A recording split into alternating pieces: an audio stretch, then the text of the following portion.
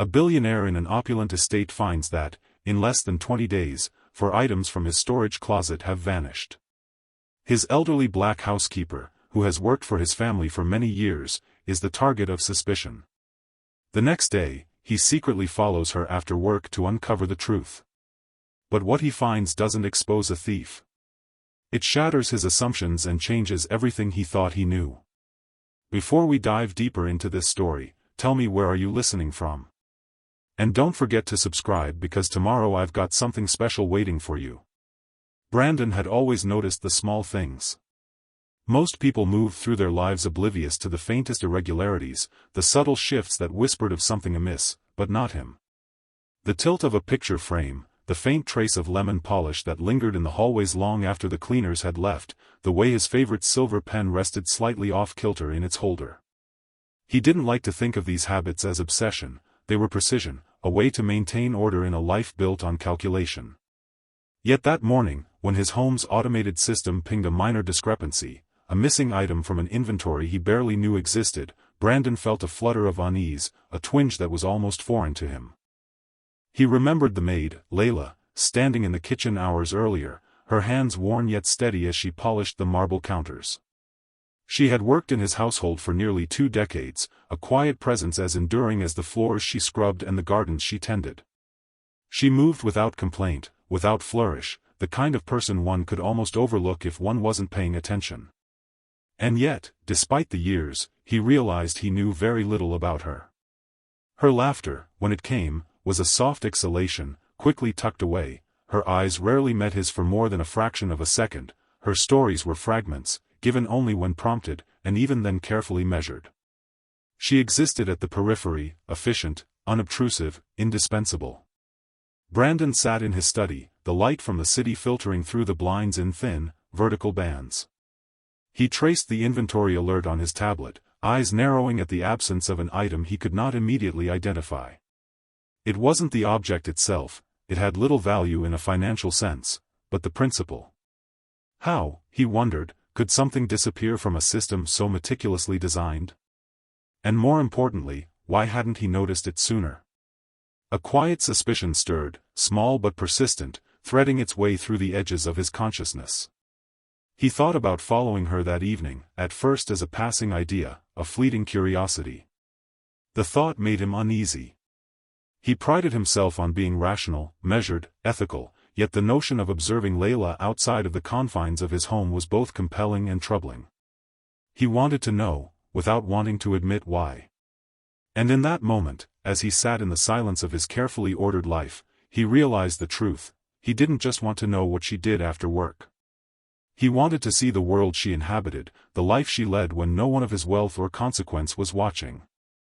It was a small, private revolt against his own isolation. He had built walls of marble, glass, and automation around himself, precise and gleaming, but there was a hollowness behind them, a space that calculation could not fill. And somewhere in the quiet steadiness of Layla's daily rhythm, he sensed something alive, something resilient and human, that might remind him of what he had long forgotten. By the time the sun began to dip behind the skyline, casting long shadows across his pristine floors, Brandon had made up his mind. He would follow her. Not to confront, not to accuse, not to pry in the way a man accustomed to ownership might, but to witness. To understand. And perhaps, in the act of simply seeing, he might stumble upon a truth about her life that would, in turn, illuminate the corners of his own. Brandon waited until the house had settled into its evening quiet, the last hum of air conditioning fading into stillness, the city outside murmuring faintly in the distance. He told himself he would not make a spectacle, would not intrude, he only wanted to observe. He dressed simply, avoiding anything that might draw attention, and stepped into the soft anonymity of the streets. The world beyond his walls felt harsher, less curated. The air carried a mixture of exhaust and warm bread from a corner bakery. Streetlights pooled in uneven circles, illuminating cracked sidewalks and the occasional scurry of someone else's hurried life. He spotted Layla moving with her familiar grace, carrying her small cloth bag, and followed at a careful distance. She walked quickly but without urgency, as if every step had purpose but no panic. Brandon realized he had never noticed the rhythm of her walk before, the soft tap of sensible shoes on concrete, the way her shoulders carried both weariness and quiet strength. She did not glance over her shoulder, did not alter her path for the shadow that had begun trailing her. It struck him, oddly, how unassuming she was, how effortlessly she could go unnoticed, even by someone as observant as he was. Layla entered a modest apartment building tucked between two shuttered storefronts.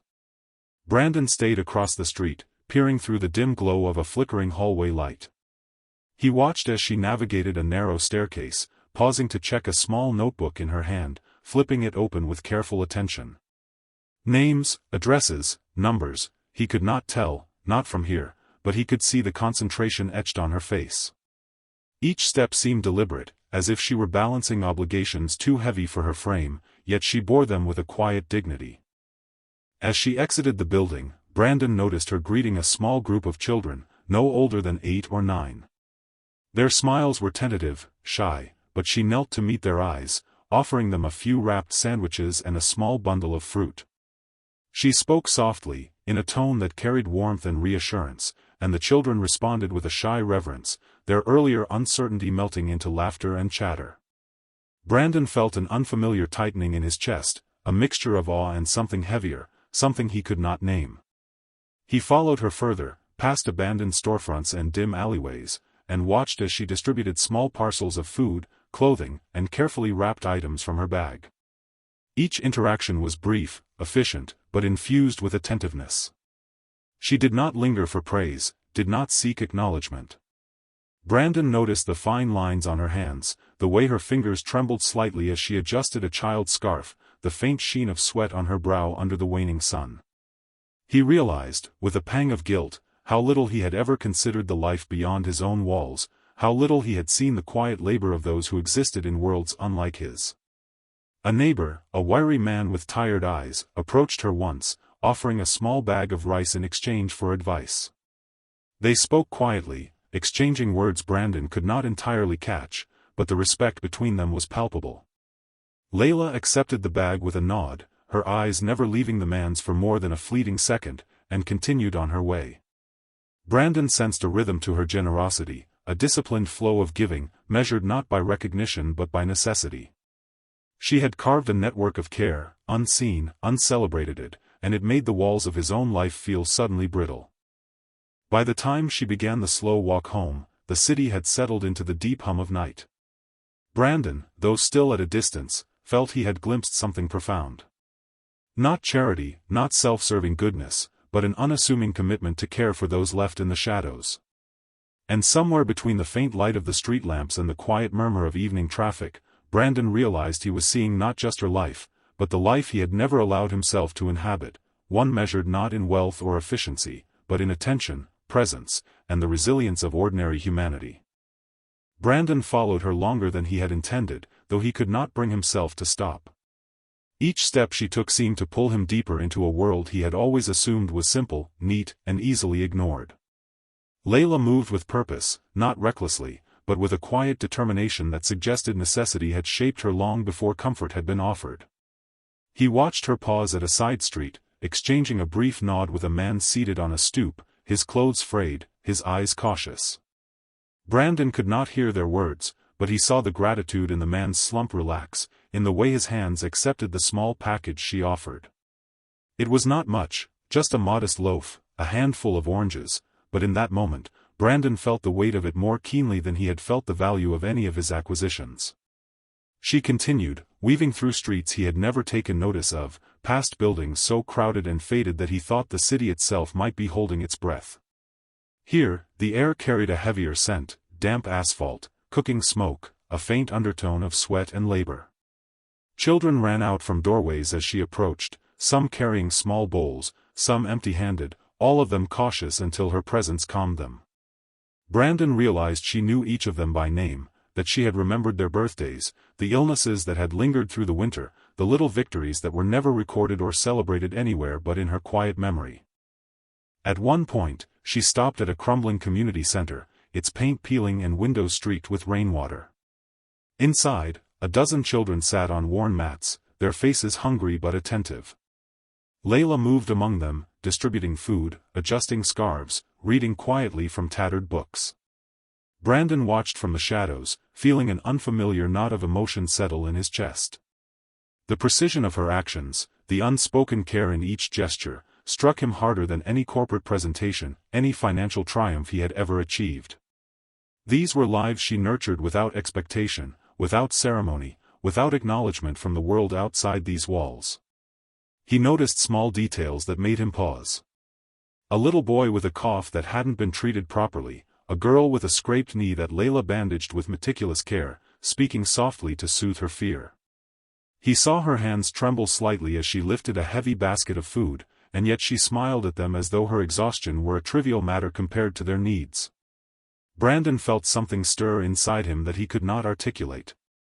A mixture of awe, shame, and longing coiled together, and for the first time in a long time, he felt a pulse of vulnerability he had carefully barricaded from his life.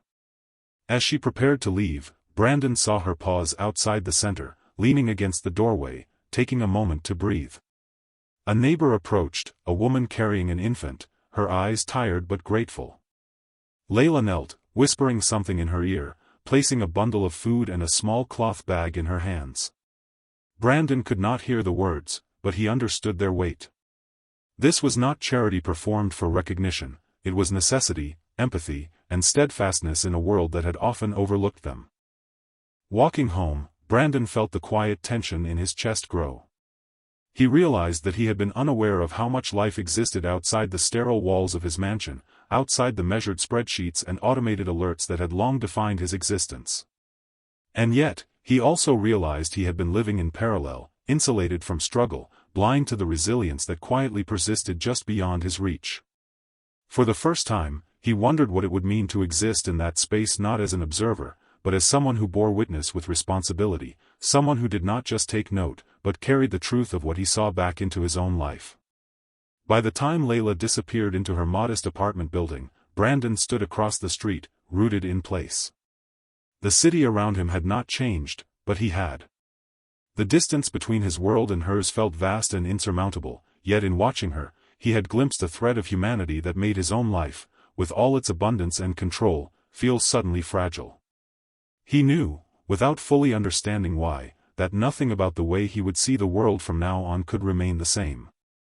Brandon did not expect what came next. He had followed her with a detached curiosity, a careful distance that allowed him to witness without interfering. But now, as she emerged from a narrow alley carrying two bundles, one of food, the other of clothing, he saw her hesitate. A man blocked her path, hunched and suspicious, his voice low and sharp. He demanded something Brandon could not catch, gesturing toward the bundles. Layla's hands tightened around them for a brief second, but she did not flinch. Instead, she spoke calmly, clearly, each word deliberate, and the man's body language shifted, the edge of aggression softening into reluctant acquiescence. Brandon realized that the packages she carried were often contested, not always welcome, yet she persisted, navigating the threats and judgments of a world that rarely paused for care. As she continued, Brandon's attention shifted. She approached a small group of children huddled in a stairwell beneath a crumbling building. Their faces were pale, gaunt in ways that suggested hunger was routine. Layla knelt, distributing the modest parcels with quiet efficiency, but this time, one boy's trembling hand shook too violently to hold a sandwich. He sniffled, glancing at her with a mix of shame and need. Layla's eyes softened, and she placed her own hands over his, steadying him, murmuring something so low that even from his vantage across the street Brandon could only sense the intimacy of the exchange. Brandon's chest tightened. He had built walls of marble and glass, surrounded by technology and calculated comfort, yet here she was, offering warmth and sustenance where the world had offered neglect. And then he noticed the faint bruising on her forearms, evidence of a struggle earlier in the day, perhaps unnoticed or unspoken. The small tremor of pain in her fingers as she tied a scarf around another child's neck pierced through his distance. For the first time, he felt a sharp, uncomfortable guilt, not just for himself, but for all the times he had ignored lives like hers, for all the hours spent in sterile calculation while the world continued unobserved beyond his gates. He wanted to reach out, to step forward, to intervene, but he knew the danger of intrusion. This was her life, carved from necessity and resilience, and his presence, no matter how well-intentioned, could disrupt it. Yet standing there in the shadow, he felt powerless in the face of both his privilege and her humanity. He realized that he had assumed he understood struggle because he had observed it from a distance, but now the truth was raw and unavoidable. He did not understand. He could not. Layla continued, undeterred by the weight of the world pressing on her small frame. She moved with purpose, bending to adjust a child's shoes, whispering encouragement, offering small morsels of reassurance alongside the food. Brandon saw her pause at a crumbling doorway and listened to a frail voice speaking softly, a grandmother perhaps, or an older sibling. They exchanged a few words, nodding and smiling despite the exhaustion etched into every line of their faces. In that brief interaction, Brandon recognized an economy of care far beyond his imagination, love measured in presence, in attention, in small gestures repeated daily, without acknowledgement, without record. The confrontation came again, this time less overt, more insidious. A stray dog lunged at a child chasing a loose ball. Layla reacted instantly, scooping the child into her arms, shoving the bundle of food aside, murmuring assurances. The dog yipped and scattered, leaving her slightly scratched, a small smear of blood on her wrist. Brandon's instinct was to run forward, to assert control, to protect. But he stopped himself. It was not his world to fix, it was hers to navigate. He could only witness. And yet, witnessing now carried a weight he had not anticipated, a mix of sorrow, admiration, and a growing shame that he could not name but could not shake. As the night settled, and she finally began the slow walk back to her apartment, Brandon stayed in the shadows, feeling a strange exhaustion himself, as though he had participated in the labor by the mere act of seeing it. His walls of privilege, carefully constructed over decades, seemed fragile in comparison to the resilience he had observed. For the first time, he understood that moral confrontation was not a matter of confrontation at all, it was reckoning with what one had ignored, facing the quiet truths that exposure brought, and realizing the insufficiency of observation alone.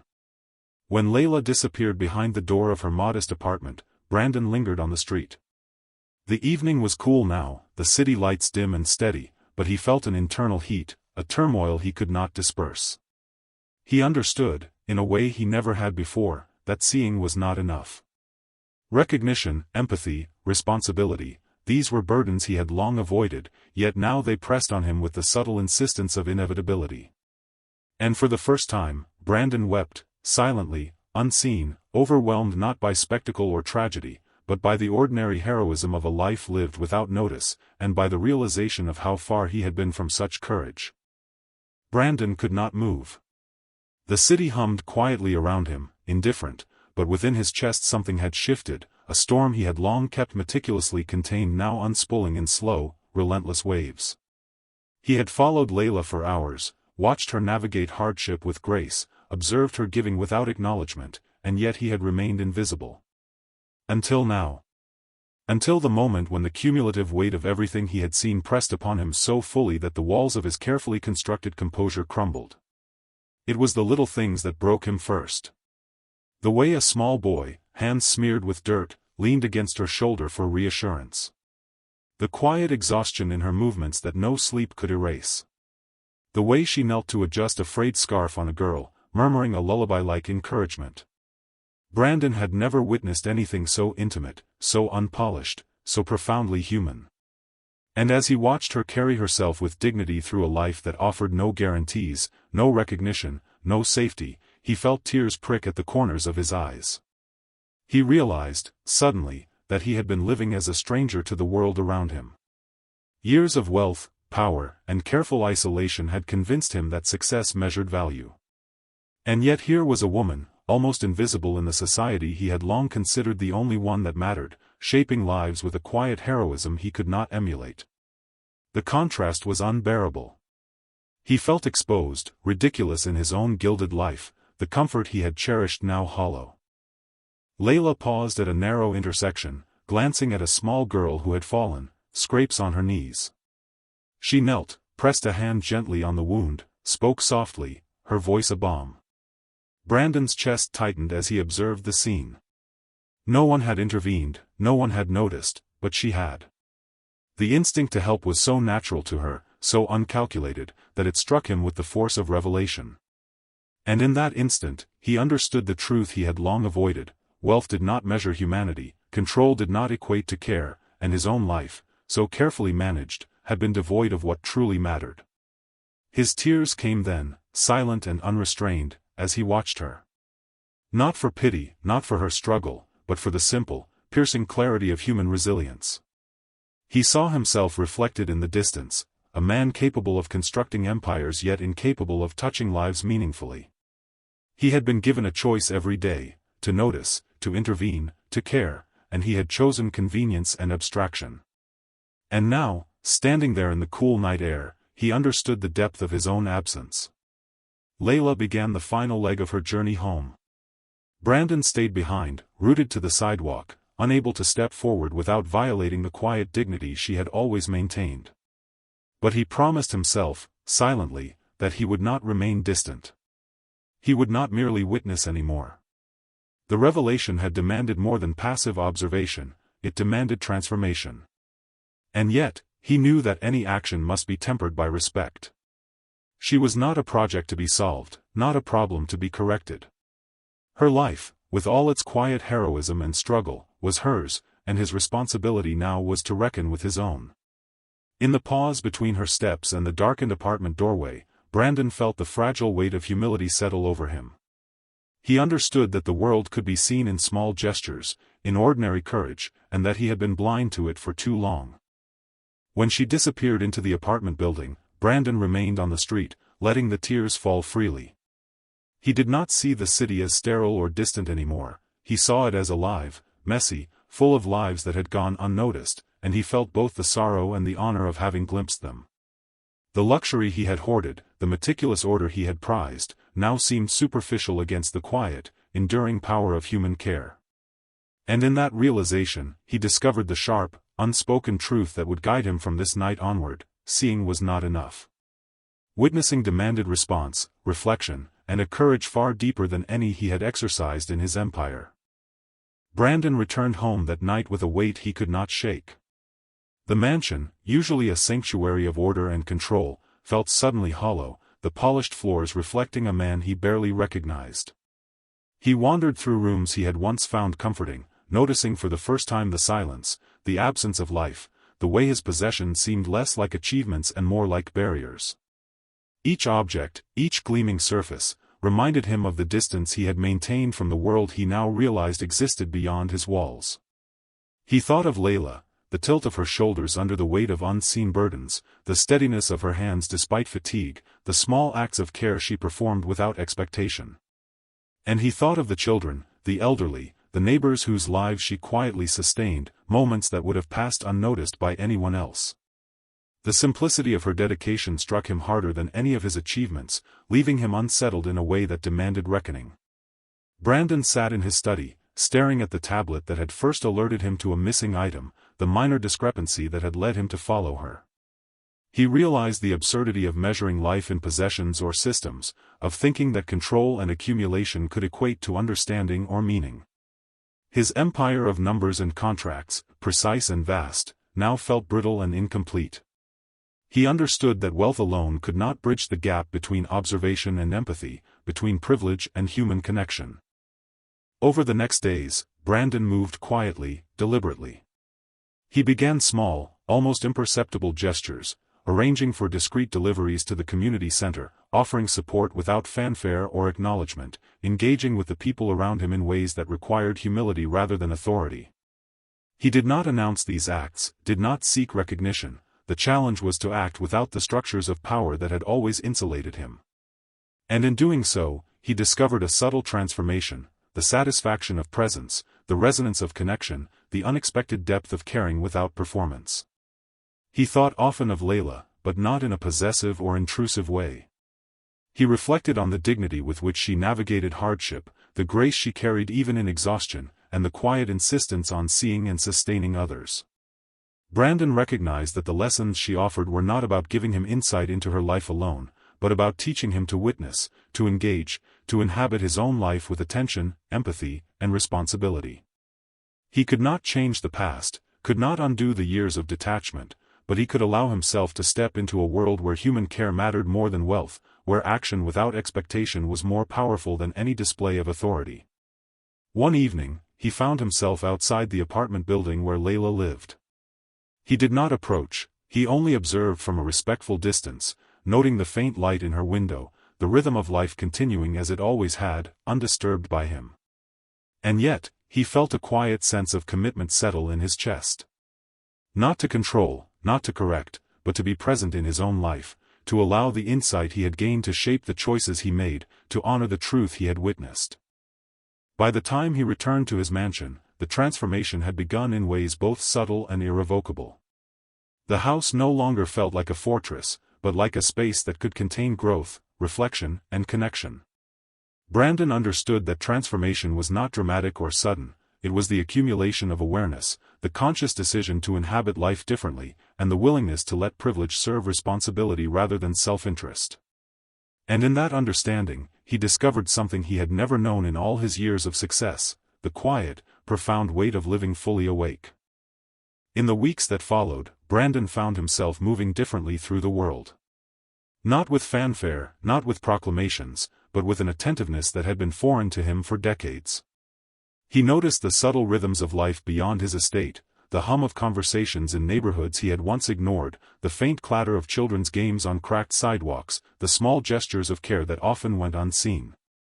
He did not act to impress, did not intervene to assert control, he simply allowed himself to observe, to understand, and to carry the lessons he had learned into the spaces he inhabited. He crossed paths with Layla occasionally, though never intrusively. She offered the same quiet acknowledgement she always had, a small nod or a fleeting smile, and he recognized it as a gift, a measure of her trust in a world that had often overlooked him as much as it had others. He realized that the most profound transformations were not public, were not announced, and were not measured in grand gestures. They were private, subtle, and steady, an alignment of intention, attention, and respect.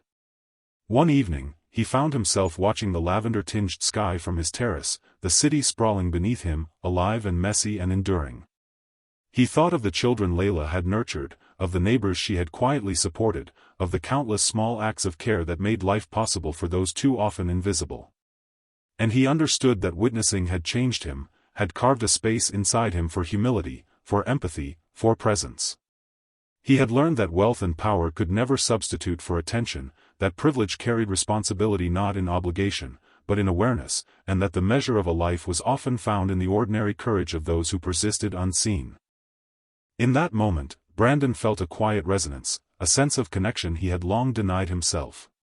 He knew that the path ahead was not simple, that he would stumble, that the habits of isolation and detachment would still call to him.